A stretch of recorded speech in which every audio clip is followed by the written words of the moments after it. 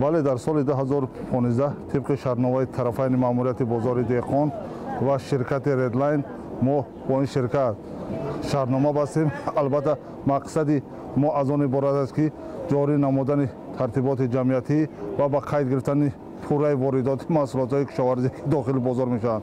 حالیان این شرکت ردلاین در 4 دروازه درآمدگاه بازار جابجا کرده شدند و تمام محصولات کشاورزی و نیاز اولیه که وارد بازار میگردند با قید گرفته میشد.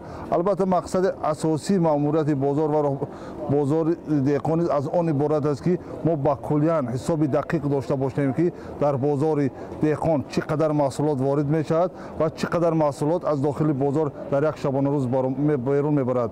الکی در بین یک چند روز نشان داد که این شرکت برای ما مفید است. این شرکت برای ما البته فایده آور است و ما میتوانیم که با دستگیری این شرکت امنیت را در حدود بازار دهقان، واردات محصولات را در حدود بازار دهقان و اینجوری ترتیبات را با کلی در حدود بازار دهقان جاری نماییم. اما فایده کلان دارن که کودکای نابالغ نمیمونن در دزدی نمیشه و آدمای بیگانه نمیدونه. ما برامون به پروا میپرتویم میریم، فایده با ما بسیار میرسه.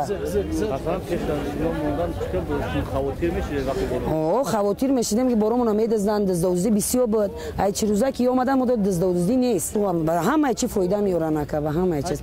بسیار همین کودکای نابالغ همه کارو موندگیان دامیر امورا ایرو کشی همه چی گرفتگیان بازار نه و یا اومدن میو اوچ دیگه بزرگی ما